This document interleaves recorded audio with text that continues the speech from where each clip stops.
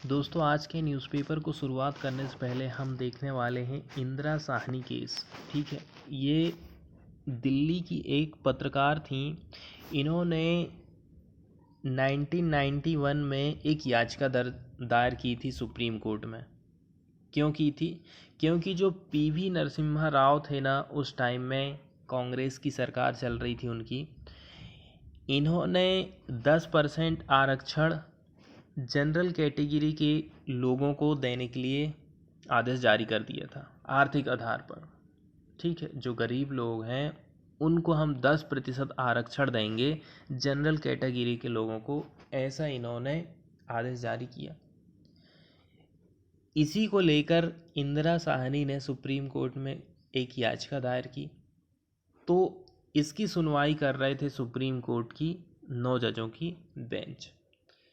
इन्होंने क्लियर कर दिया, आप जिसको भी देना चाहते हो आरक्षण दीजिए, लेकिन वो आरक्षण 50% से ज़्यादा नहीं होना चाहिए। ऐसा सुप्रीम कोर्ट का डिसीजन आया था 1992 में।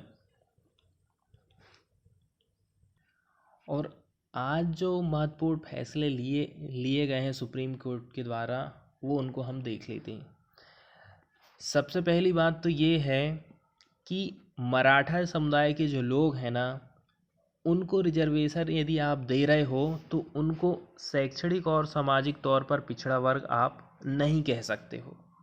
ठीक है, मराठा रिजर्वेशन को लागू कर रहे हो तो उस टाइम आप 50% की लिमिट को ध्यान रखो। इसको तोड़ने का कोई संवैधानिक कारण बताइए। ठीक है, यदि ये संवैधानिक कारण है तो आप बिल्कुल उन्हें आरक्षण दे सकते हो। दूसरी बात तो ये है, इंदिरा साहनी का जो जजमेंट आया था उस पर हम विचार नहीं करेंगे। उस पर दोबारा विचार करने की ज़रूरत नहीं है, क्योंकि वो जजमेंट सही है। दूसरी बात ये है कि महाराष्ट्र में ऐसी कोई आपात वाली तो स्थिति नहीं थी जिसके कारण मराठा समुदाय को आरक्षण देना ज़रूरी हो गया हो। लेकिन इसमें अच्छी बात ये है, पीजी मेडिकल कॉलेज में यदि कोई व्यक्ति एडमिशन ले रहा है 9 सितंबर 2020 तक जो हुए एडमिशन है ना, उन पर इस फैसले का कोई असर नहीं पड़ेगा, मतलब उनको लाभ मिलने ही वाला है। तीसरा फैसला उन्होंने ये बताया कि स्टेट के पास ये पावर नहीं है कि वे किसी भी जाति को सामाजिक आर्थिक पिछड़ा वर्ग में शामिल कर लें। ठीक है, राज्य जो है ऐसी जाति की पहचान कर सकते हैं और केंद्र से सिफारिश कर सकते हैं कि देखिए आप इनको इस कैटेगरी में डालिए, सामाजिक आर्थिक पिछड़ा वर्ग में इनको शामिल कर लीजिए। ठीक है, तो राष्ट्रपति क्या है ना, उस जाति को राष्ट्रीय पिछड़ा वर्ग आयोग के निर्देशों के मुताबिक सामाजिक आर्थिक पिछड़ा वर्ग की लिस्ट में जोड़ सकते हैं।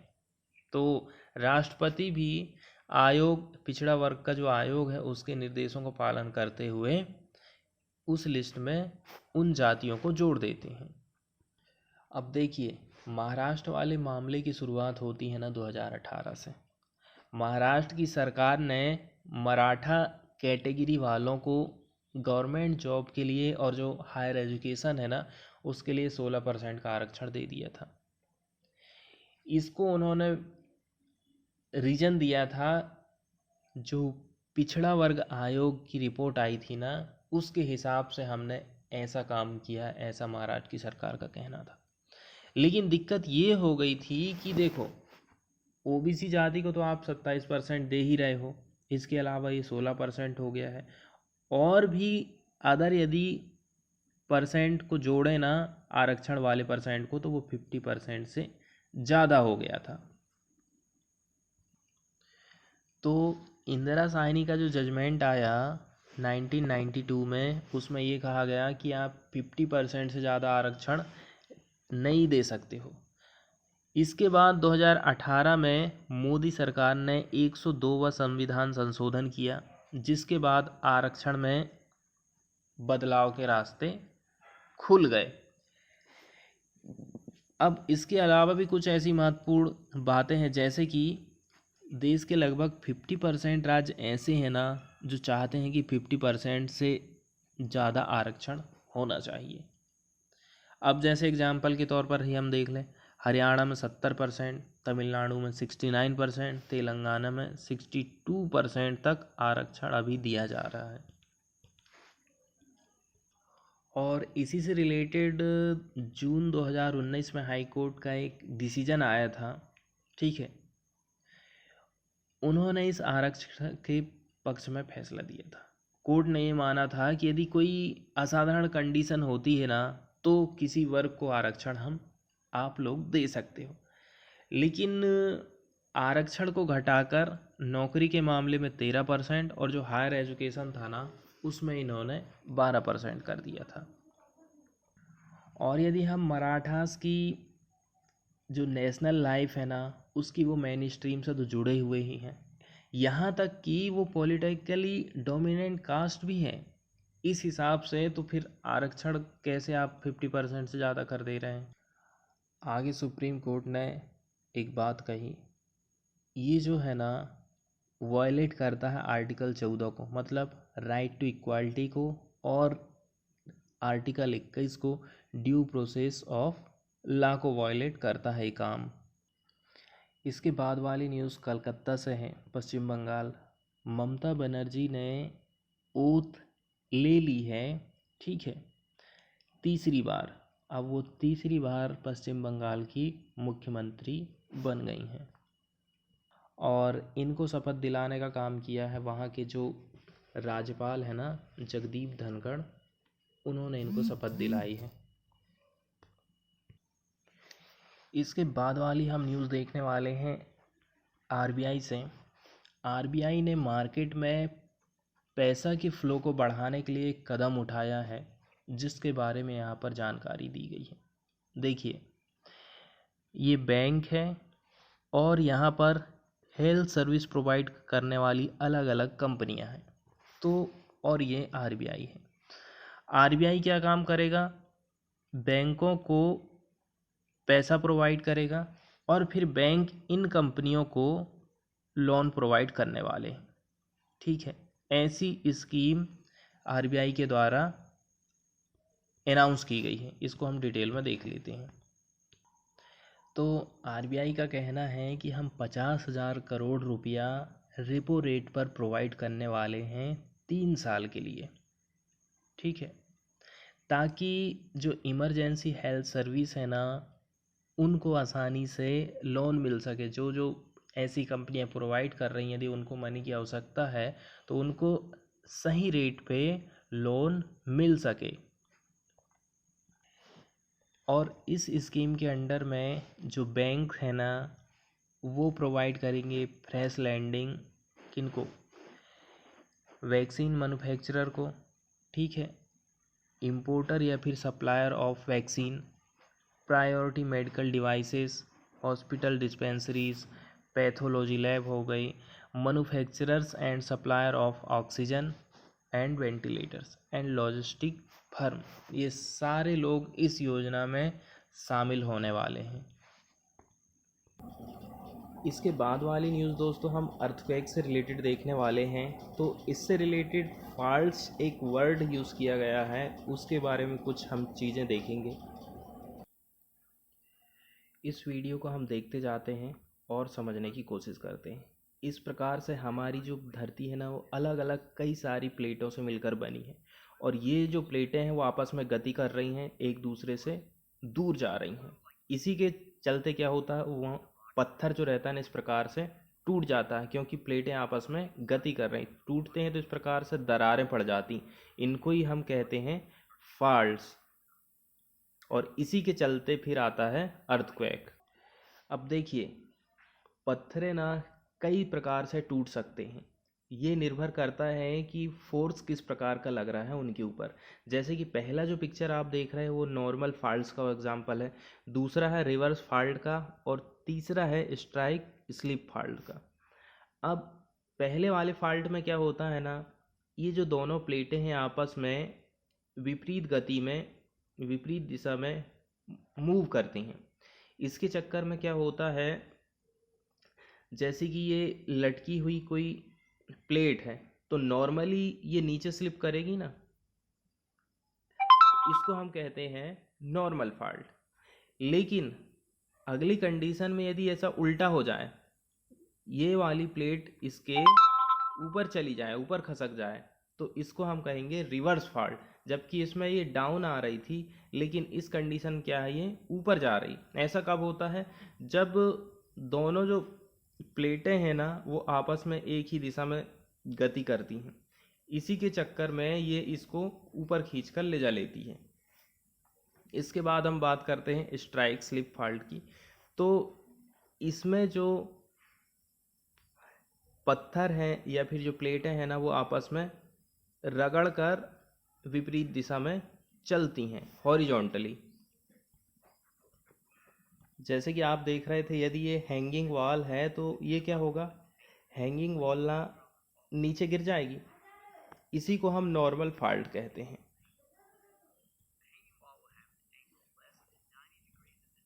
इसके बाद स्ट्राइक एंड स्लिप फॉल्ट। इस प्रकार से दोनों प्लेटें आपस में मूव होती हैं, पत्थर की जो प्लेटें रहती हैं ना उस प्रकार से गति करती हैं, इसी के कारण वो टूटती हैं। इसमें भी जो प्लेटें हैं आपस में विपरीत गति में मूव होती हैं। अब नॉर्मल फॉल्ट का एग्जांपल आप देख लीजिए, ये लटकता हुआ हिस्सा था उसका, वो नीचे गिर गया पत्थर का, ठीक है। ऐसा इसमें नॉर्मली होना ही है, इसलिए इसको हम नॉर्मल फॉल्ट कहते हैं। इसमें जो दोनों पत्थर है ना वो विपरीत गति में, प्लेटें विपरीत गति में मूव करती हैं। इसके बाद रिवर्स फॉल्ट को आप देखिए। रिवर्स फॉल्ट में जो आप सोच रहे थे कि वो नीचे गिरेगी, लेकिन वो नीचे ना गिर के ऊपर चढ़ जाती है, विपरीत दिशा में मूव करने लगती है हैंगिंग वॉल। तो इसको हम कहेंगे रिवर्स फॉल्ट। ये कब होता है, जब दोनों जो प्लेटें हैं ना वो एक ही दिशा में मूव करने लग जाएं। अब हम बात करते हैं न्यूज़ की, कि न्यूज़ में क्या बताया। अभी कुछ दिन पहले हमने असम में जो भूकंप आया था उसके बारे में न्यूज़ सुना था ना, उसी से रिलेटेड एक स्टडी सामने आई है जिसके बारे में यहाँ पर बात बताई गई है। इसमें ये कहा गया है कि जो लाइनामेंट है ना अनफैमिलियर वाला, जिसको कोई जानता नहीं है, ठीक है, यही 4 जो प्रमुख फैक्टर हैं बार बार जो असम में आते रहते हैं, नॉर्दर्न असम के सोनितपुर एरिया में, उसका जो 4 बड़े रीजन है, फैक्टर हैं, उनमें से एक फैक्टर ये भी है, अनफैमिलियर लाइनमेंट। अब इसके बारे में हम देखेंगे कि ये आखिर होता क्या है। तो लाइनामेंट जो होता है ना एक प्रकार का लीनियर फीचर होता है, ठीक है, किसी भी लैंडस्केप में, जो कि डिक्टेट किया जाता है किसके द्वारा, फॉल्ट के द्वारा। जो अंडरलेइंग जियोलॉजिकल स्ट्रक्चर होता है ना धरती के अंदर का, जैसे कि हमने फॉल्ट्स के बारे में देखा था, तो इसी के द्वारा ये लाइनमेंट कंट्रोल किया जाता है। यही इसका मेन रीज़न है, ऐसा इसमें बताया गया है। देखिए इस पिक्चर से भी थोड़ा सा हम चीज़ें समझ सकते हैं। जैसे कि ये आप जो रेड लाइन देख रहे हो ना, ये है फॉल्ट्स, ठीक है, ये रेड लाइन है पूरी फॉल्ट्स का है एग्जांपल है। और ये जो एरिया आप ब्लू लाइनों से देख रहे हो ना, ये वाला एरिया कहलाता है, ठीक है, लाइनमेंट्स, इसी को बोला गया है। तो बहुत ही ज़्यादा तो इसके बारे में डिटेल से हमें चीज़ें कहीं पर नहीं मिल पा रही हैं, लेकिन आप ये समझते हो ये भी एक प्रकार की रेखाओं से रिलेटेड फीचर होता है, ठीक है। ख़ास बात होती है ठीक कहाँ पर, जो अंडरलेइंग फॉल्ट्स होते हैं ना वहाँ पर। जैसे ये फॉल्ट्स है तो इसी एरिया में जो रेखाएं इस प्रकार से बनी हुई थी हमने देखा था, इनको ही लाइनमेंट कहा गया है। अब जहाँ पर ये जो भूकंप आया है उसकी इन्होंने पहचान किया है कि ये जो एरिया है वो टेक्टोनिकली कॉम्प्लेक्स ट्रायंगुलर एरिया है। जैसे कि किस किस से ये बाउंडेड है, ईस्ट वेस्ट ट्रेंडिंग, ठीक है, एक फॉल्ट है जिसका नाम है अथरखेत फॉल्ट। दूसरा है north west south west trending Kopili fault है। और इसके बाद तीसरी तरफ से नॉर्थ साउथ ट्रेंडिंग लाइनमेंट है। ये 3 तरफ से बाउंडेड है। बाउंडेड मतलब होता है घिरा हुआ होना। अब इसके बाद पार्टिकुलर रीजन समझने की हम बात करते हैं। देखिए दो फॉल्ट्स हम देख चुके हैं, उनके कौन कौन से नाम थे, और देखे थे हमने लाइनमेंट्स के बारे में। अब ये जो 2 फॉल्ट्स हैं इसके साथ साथ में लाइनमेंट्स भी है। तो और तीसरी बात ये है, जो हमारी इंडियन प्लेट है ना, वो अभिसरण कर रही, मतलब दोनों एक ही गति में, एक ही दिशा में गति कर रहे हैं। यही एक सबसे बड़ा रीज़न है जो कि फ्रिक्वेंटली यहाँ पर अर्थक्वेक्स को लाता है। अब नेशनल सेंटर ऑफ जो सिस्मोलॉजी है, इन्होंने लगभग 29 अर्थक्वेक्स को रिकॉर्ड किए हैं, जिनकी मैग्नीट्यूड मतलब जो कैपेसिटी है ना 2.6 से 4.7 इन सोनितपुर।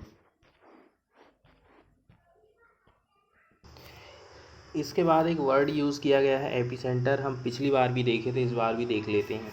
देखिए, ये जो एपिसेंटर होता है ना, वो स्थान होता है पृथ्वी के भूतल का, सरफेस का वो एरिया होता है जहाँ पर भूकंप की तीव्रता सबसे ज़्यादा रहती है। अब जैसे कि हमारी अर्थ है, यहाँ पर इसका उद्गम स्थल है, ठीक है, पृथ्वी के केंद्र में। तो यहाँ से 90 डिग्री पर ही इसका एपिसेंटर होता है, मतलब जिसको हम कहते हैं अधिकेंद्र। यहीं पर सबसे ज़्यादा भूकंप की तीव्रता होती है। अब हम बात करते हैं नॉर्थ ईस्ट वाली जो रीजन है उसकी। इसको ना सीस्मिक जोन 5 के अंतर्गत रखा जाए, जिसका मतलब ये हुआ, जो ये इंडिकेट करता है कि ये वाला जो जोन है ना, हाई वल्नरेबिलिटी वाला जोन है। देखिए, इंडियन जो प्लेट है ना, वो मूव कर रही है नॉर्थ ईस्ट वाले एरिया में, किधर, यूरेशियन प्लेट की तरफ, हिमालयन रीजन की हम बात कर रहे हैं।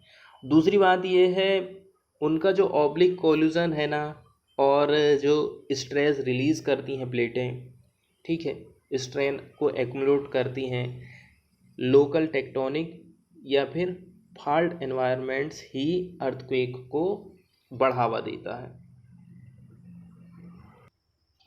इसके बाद वाली न्यूज़ जो है राफेल जेट से रिलेटेड है। 3 और जो जेट्स हैं इंडिया आ चुके हैं फ्रांस से वेडनेसडे को। टोटल हमें 36 जेट्स खरीदने थे, जिसमें से हम 20 जेट्स जो हैं ले चुके हैं फ्रांस से। इसके बाद एक रिपोर्ट सामने आई है जिसको हम देखने वाले, जिसमें कहा गया है कि जो कामकाज करने वाले लोग हैं ना, उनकी इनकम 17% कम हो गई है। और यदि हम हाउस होल्ड की बात करें ना, तो वो लोग लॉस ऑफ इनकम का सामना कर रहे हैं, रिड्यूसिंग फूड इनटेक हो रहा है उनका, जो फूड जो ले रहे हैं उसको ख़रीदना उन्होंने कम कर दिया है, और अपनी जो एसेट है उनको बेचना पड़ जा रहा है। इस प्रकार से इनकी कंडीशन ख़राब हो गई है। और दूसरी बात, उधारी लेना उनका लगातार बढ़ गया है। यदि हम संख्या की बात करें तो 100 मिलियन जॉब जो है लॉस्ट हो चुकी है अप्रैल और मई के बीच में, 2020 का जो लॉकडाउन लगा था उसके दौरान। अब यदि हम इस रिपोर्ट के नाम की बात करें ना, तो इसका नाम है State of Working India 2021, 1 year of कोविड-19, ठीक है, ये रिपोर्ट का नाम है। इसको लाया गया जाता है हर साल Azim Premji University Centre for Sustainable Employment Bengaluru के द्वारा इसको रिलीज़ किया जाता है। इसमें ये कहा गया है कि कोविड-19 पैंडमिक ने बिल्कुल इंक्रीज़ कर दिया है, जो एम्प्लॉयमेंट है ना, उसको बहुत ख़तरनाक तरीके से कम किया है। और दूसरी बात, लोगों की अर्निंग जो है डिक्लाइन हो गई है, जितने भी जो मेजॉरिटी वाले वर्कर हैं ना उन लोगों की। इसके अलावा पॉवर्टी जो है हमारे देश में वो भी इंक्रीज़ हो गई है इस रिपोर्ट के अकॉर्डिंग, यदि हम बात करें तो। अब देखिए, लगभग 100 मिलियन लोगों ने अपनी जॉब से हाथ धोया लॉकडाउन के कारण। लेकिन यदि हम जॉब में वापसी की बात करें ना, तो केवल 15 मिलियन, ठीक है, ही, और 15 मिलियन जो लोग हैं ना वो जॉब से बाहर हो गए थे। ज़्यादातर ने तो अपनी नौकरी फिर से पा ली थी, लेकिन 15 मिलियन ऐसे पीपल हैं जो कि आउट ऑफ वर्क हो गए हैं। यदि हम एवरेज मंथली पर कैपिटा की बात करें ना इंडियन हाउस होल्ड की, तो अक्टूबर 2020 में ये हो गया था 4,979। और यदि हम जनवरी की बात करें ना, जनवरी का जो लेवल है 2020 का, वो था 5,989 रुपया। तो कितना कमी आई है उनकी मंथली पर कैपिटा इनकम में हम देख सकते हैं। इसके अलावा फाइनली यदि हम इस रिपोर्ट की बात करें ना, तो इस रिपोर्ट में कौन सी बातें निकल कर सामने आई हैं जो सरकार को कदम उठाने की ज़रूरत है। देखिए, पहली बात तो ये है, पीडीएस सिस्टम के अंतर्गत 2021 के लास्ट तक आप जो है फ्री राशन वितरण कीजिए।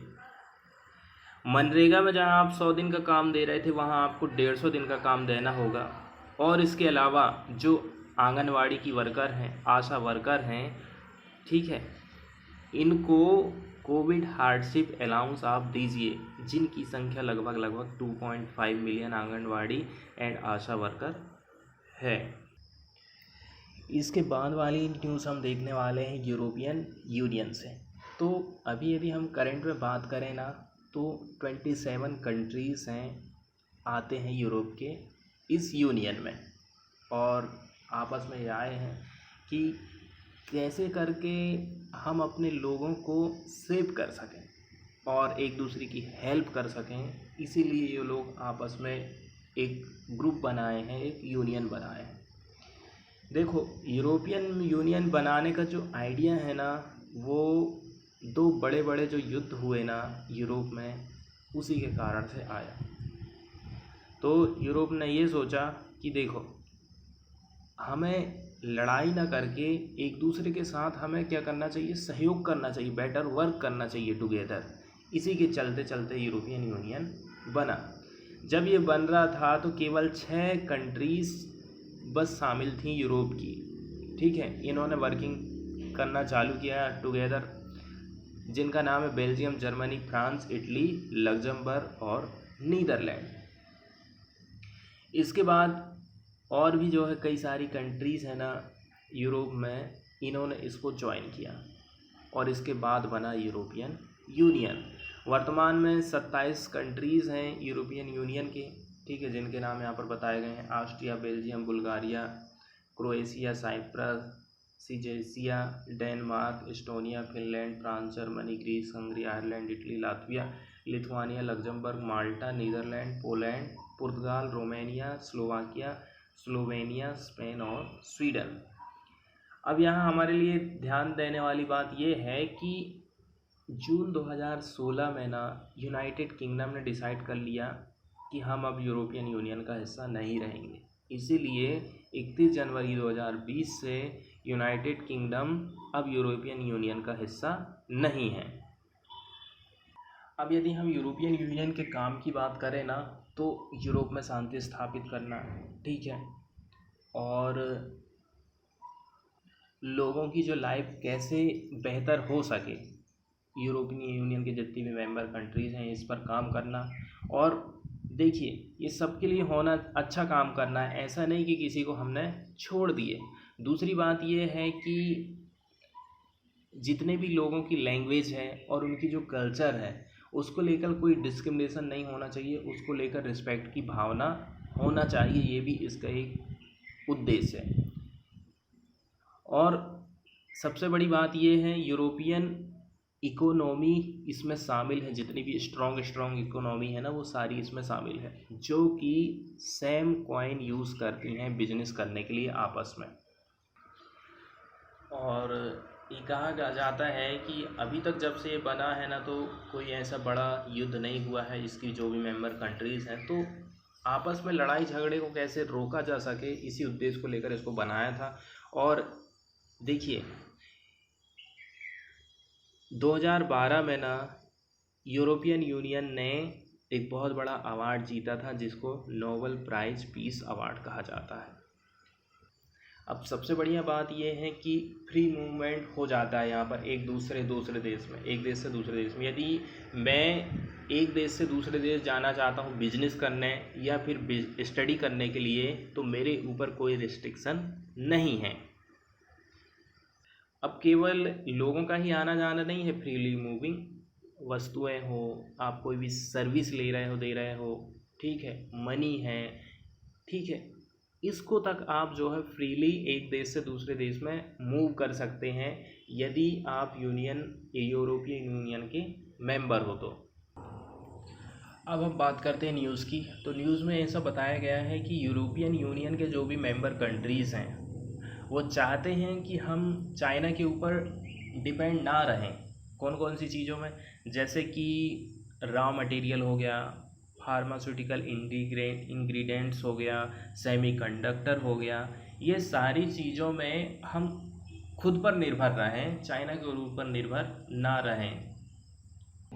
इसके बाद बिजनेस वाले पेज से एक वर्ड यूज़ किया गया है एनपीए। एनपीए के बारे में हम देख लेते हैं, जो कि बैंकिंग से रिलेटेड है। देखिए, एनपीए का फुल फॉर्म होता है ए नॉन परफॉर्मिंग एसेट। ये एक ऐसा लोन होता है जिसे व्यक्ति लेता है, या तो उसके प्रिंसिपल को नहीं चुका रहा है या फिर इंटरेस्ट की पेमेंट नहीं कर पा रहा है, ठीक है, 90 दिन के लिए वो ड्यू हो गया है। 90 दिन तक यदि वो पेमेंट नहीं करता है, चाहे वो लोन हो चाहे वो ब्याज हो, तो वो एनपीए के अंतर्गत शामिल हो जाता है। इसके बाद फिर बैंक क्या करता है, इस जो एसेट है ना उसको अलग अलग कैटेगरी में डिवाइड कर देता है, जैसे कि सब स्टैंडर्ड एसेट, डाउटफुल एसेट, और सबसे लास्ट में होता है लॉस्ट एसेट। देखिए, यदि जो एसेट्स है ना वो एनपीए के रूप में पड़ा रहे, या तो वो 12 महीने तक, या फिर 12 महीने के बराबर, या फिर 12 महीने से कम। 12 महीना या 12 महीने से कम समय तक यदि कोई एसेट एनपीए में है तो उसको सब स्टैंडर्ड की कैटेगरी में डाल दिया जाता है। इसके बाद आती है डाउटफुल वाले कैटेगरी। अब यह जी तो हमारा एसेट था वो सब स्टैंडर्ड कैटेगरी में 12 महीने के लिए पड़ा रहा, तो उसको हम कहेंगे डाउटफुल एसेट। इसके बाद बारी आती है लॉस एसेट की। तो ये जो लॉस एसेट रहता है ना, वो फिर ये आप समझ लो कि वो आप इसके मिलने के कोई चांस नहीं है। ऐसी कैटेगरी में बैंक उसको डाल देता है।